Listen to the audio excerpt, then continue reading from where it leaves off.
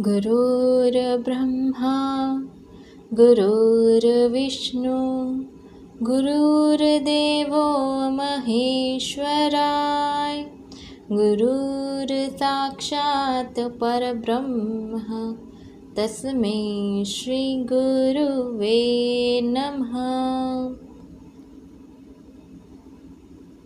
तस्मै श्री गुरुवे नमः। आज हम बात करेंगे भक्त वेंकटरमण जी के बारे में।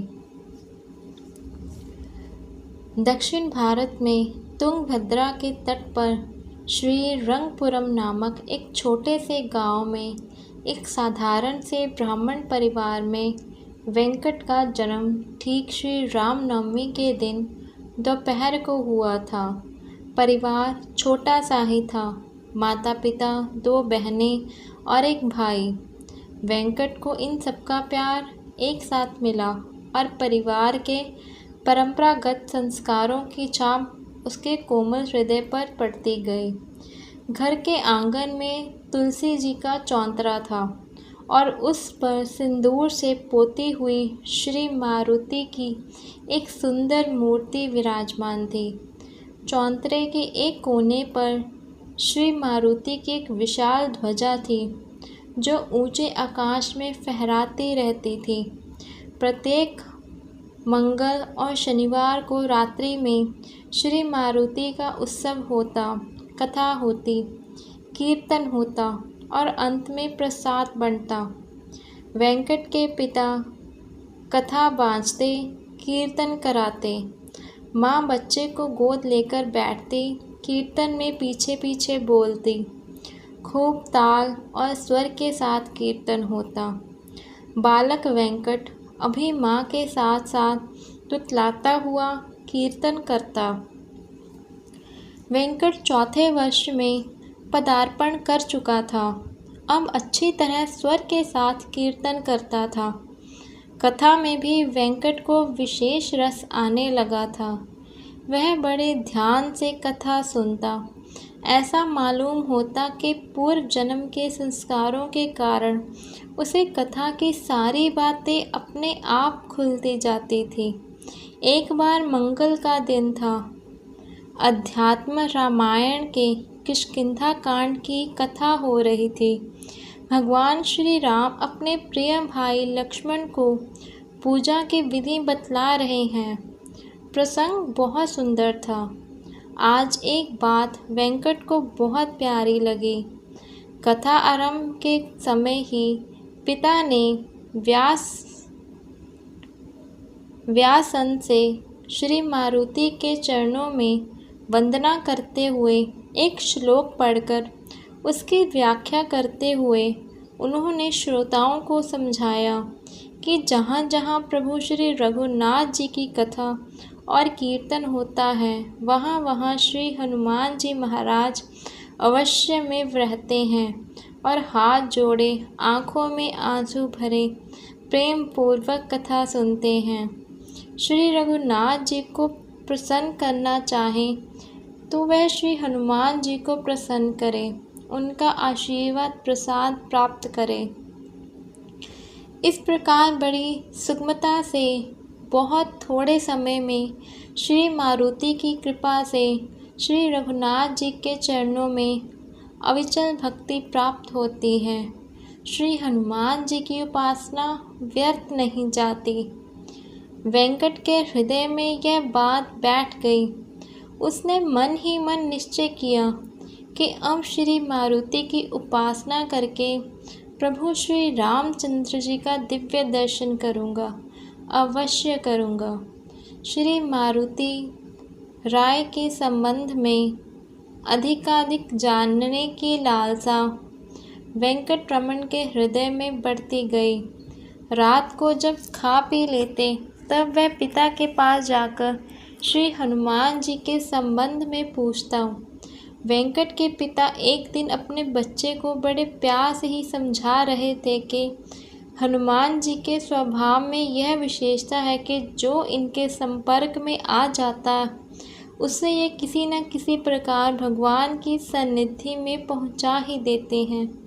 विभीषण को तो इन्होंने भगवान से मिलाया, सुग्रीव को भी इन्होंने भगवान से मिलाया, तुलसीदास को भी इन्होंने भगवान से मिलाया। इनका एकमात्र काम है प्रभु की सेवा और प्रभु की शरण में जाने वालों की सहायता। इस बात को सुनकर वेंकट को बड़ा सुख मिला।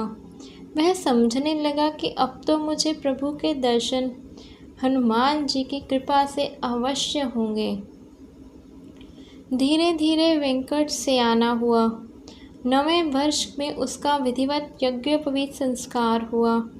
श्री गुरुमुख से उसे गायत्री मंत्र के साथ साथ ओम हरि की दीक्षा मिली। माता पिता की आज्ञा और आशीर्वाद से वह गुरुकुल में शिक्षा प्राप्त करने के लिए भेजा गया। गुरु के आश्रम में पूरे 16 वर्ष व्यतीत कर वेंकट गुरु की आज्ञा से समावर्तन संस्कार के अनंतर घर लौटा। आश्रम की छाप उस पर पड़ चुकी थी। अखंड ब्रह्मचर्य के तेज से उसका मुखमंडल जगमगा रहा था। वेंकट रमन ने अपने जीवन का मार्ग निश्चित कर लिया था। समस्त वेद वेदांत उपनिषद पुराण आदि की गहराई में डूबने पर उसे ओम हरि के ही दर्शन हुए। नैष्ठिक ब्रह्मचर्य और ओम हरि का अखंड एकता स्मरण। उसकी इसी अनन्य निष्ठा को देखकर घर वालों ने उसके सन्मुख विवाह का प्रस्ताव ही नहीं रखा। पिता को बड़ी प्रसन्नता थी कि उनका पुत्र संत मार्ग पर बढ़ता चला जा रहा है। उन्होंने किसी प्रकार की छेड़छाड़ नहीं की। वेंकट रमन नित्य प्रति प्रातःकाल ब्रह्म मुहूर्त में उठता, स्नान संध्या तर्पण से निश्चिंत होकर वेदों की कुछ रचनाओं को तथा उपनिषदों के कुछ मंत्रों के स्वर से पाठ करता और फिर श्री मारुति की मूर्ति के सामने आसन लगाकर एक निष्ठ होकर बैठ जाता और पूरे 6 घंटे ओम हरि का जप करता। दोपहर को घर में जो कुछ तैयार होता उसे प्रभु का मधुर प्रसाद समझकर प्राप्त करता और फिर कुछ स्वाध्याय करता। तीसरे पहर वह पुनः जप में बैठ जाता तथा और 4 घंटों तक श्वास के द्वारा ओम हरि का जप करता। जप की ओर उसकी प्रवृत्ति बढ़ती ही गई। निश्चित समय में तो वह विधिवत जप करता ही था। शेष समय भी वह मन ही मन उसी की बार बार आवृत्ति करता था। फल यह हुआ कि रात को सोते समय भी उसके द्वारा जप होता रहता था। जप की ओर मन ज्यों-ज्यों झुकता गया, एकांत की चाह भी त्यों-त्यों बढ़ती ही गई। कभी कभी चांदनी रात में तुंगभद्रा के तट पर एकांत में बैठकर उसके रोम रोम से ओम हरि की कोमल किरणें निकल रही थे और भीतर बार यह मंत्र दिव्य ललित अक्षरों में लहरा रहा है। पूरे 11 वर्ष इस प्रकार इस मधुर साधना में बीत गए, परंतु वेंकट को मालूम होता अभी कल ही इस मार्ग में प्रवृत्त हुआ हूँ। आज श्री हनुमान जी की जयंती थी। दिन भर वेंकट के घर बड़े धूमधाम रही। आधी रात तक जागरण हुआ, खूब भजन हुआ, पद गाए गए, कथा हुई, श्री मारुति राय के नाम का धुआंधार यज्ञ जय घोष हुआ, प्रसाद बांटा, सब लोग घर गए। परंतु वेंकट रमन के मन में एक विचित्र प्रकार का आंदोलन छिड़ा हुआ था। उत्सव समाप्त होते ही पंचामृत लेकर वह धीरे धीरे से घर से सरका और नदी की ओर बढ़ा। चित्र शुक्ला पूर्णिमा की आधी रात तुंगभद्रा का बालुकाम्य तट, बासंती बयार के झोंके, वन्य पुष्पों की पराग से मदमाती वायु, अटकेलियाँ, वेंकट अपने इष्ट देव श्री मारुति के ध्यान में बैठ गया।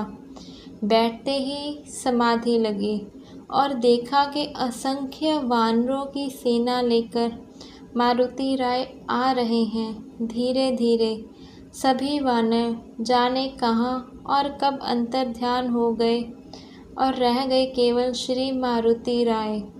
वह स्नेह से भरी दृष्टि से वेंकट की ओर देख रहे थे। वेंकट के सिर पर अपना दाहिना हाथ रखकर उसे आशीर्वाद दे रहे थे। वेंकट से अब रहा ही नहीं गया। वह प्रभु के चरणों में गिर गया और आनंद के भार से मूर्छित हो गया। उस दिव्य मूर्छा में वेंकट को यह बोध हुआ कि श्री हनुमान जी उसके हृदय पट पर अपनी तर्जनी उंगली से स्वर्ण अक्षरों में ओम हरि लिख रहे हैं। आज वेंकट रमन को श्री मारुति का दिव्य प्रसाद मिला। अब प्रायः रात्रि को जब सब सो जाते, वेंकट तुंगभद्रा के तट पर एकांत में श्री मारुति से मिलने लगा। उसे ऐसा लगता मानो श्री मारुति पहले से ही उसकी प्रतीक्षा कर रहे थे। उनके चरणों में मस्तक टेकता और आंसुओं से उनके वक्षस्थल को भिगो देता। फिर श्री हनुमान जी उसे अपने वात्सल्य धारा में डुबाकर अपने स्वामी के परम धाम श्री साकेत लोक में ले जाते। वहाँ प्रभु श्री रघुनाथ जी के नित्य लीला धाम में नित्य लीला विहार का दर्शन होता। वहाँ का दृश्य बहुत ही दिव्य और परम मंगलमय था। कल्प वृक्ष के नीचे सोने का महामंडप है। उसके नीचे अत्यंत सुंदर मणिरत्नमय सिंहासन है। उस पर भगवान श्री रामचंद्र जी श्री सीता जी सहित विराजित हैं। नवीन दुर्वा दल के समान उनका श्याम वर्ण है। कमल दल के समान विशाल नेत्र हैं। बड़ा ही सुंदर मुखमंडल है। विशाल भाल पर ऊर्ध्व पुंड्र तिलक सुशोभित है। घुंघराले काले केश हैं। मस्तक पर करोड़ों सूर्यों के समान प्रकाश युक्त मुकुट है। मुनि मनमोहन महान लावण्य है। दिव्य अंग पर पीतांबर विराजित है। गले में रत्नों के हार और दिव्य पुष्पों की माला है। देह पर चंदन लगा है। हाथों में धनुष बाण है। लाल होंठ है। उन पर मीठी मुस्कान की छवि छा रही है। बाईं ओर माता श्री सीता जी विराजित हैं। इनका उज्ज्वल स्वर्ण वर्ण है। नीली साड़ी पहने हुए और हाथों में रक्त कमल धारण की है। दिव्य आभूषणों से सब अंग विभूषित है। बड़ी ही अपूर्व और मनोरम झांकी है। प्रभु की यह दिव्य झांकी पाकर वेंकट का जीवन धन्य हो गया। यह लीला विहार कितने दिन चलता रहा, वेंकट को कुछ पता ही नहीं। एक दिन अंजनी कुमार श्री हनुमान जी ने प्रसन्न होकर उससे पूछा, कहो वत्स, तुम क्या चाहते हो? वेंकट ने कुछ बोला ही ना गया, परंतु फिर भी मन ही मन उसके भीतर यह लालसा जगी कि श्री हनुमान जी का जो परम प्रिय पदार्थ है वही देखना चाहिए। श्री हनुमान जी उसके मन की समझ गए। उन्होंने कहा, अच्छा, मेरा परम प्रिय पदार्थ जो मेरे प्राणों से भी प्रिय है, तुम देखो और सुनो। यूँ कहकर वह दोनों हाथों में करताल लेकर मस्त होकर कीर्तन करने लगे। जय सीताराम सीताराम सीताराम, जय सीताराम, जय सीताराम सीताराम सीताराम, जय सीताराम। भक्तराज हनुमान जी का यह दिव्य कीर्तन त्रिभुवन को पावन करने वाला है। वह सदा इसी का कीर्तन किया करते हैं, परंतु आज का यह कीर्तन केवल वेंकट रमन ही सुन रहे हैं और उनकी क्या अवस्था है यह कोई बड़भागी भक्त ही बता सकता है। कीर्तन की धुन गाढ़ी होती गई और धीरे धीरे शीतल मधुर प्रकाश की कोमल किरणें समीप आती दिखी। साक्षात प्रभु श्री रघुनाथ जी माता जानकी सहित वहां पधारे और अपने मंद मंद मृदुल हास्य से अपने भक्त श्री हनुमान को और अपने भक्त के भक्त वेंकट रमण को कृत कर दिया। वेंकट के प्राण प्रभु के प्राणों में सदा के लिए लीन हो गए।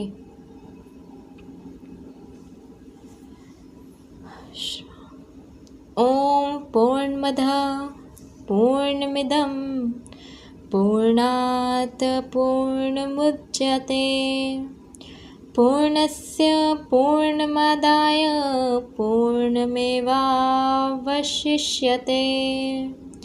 ओम शांति शांति शांति।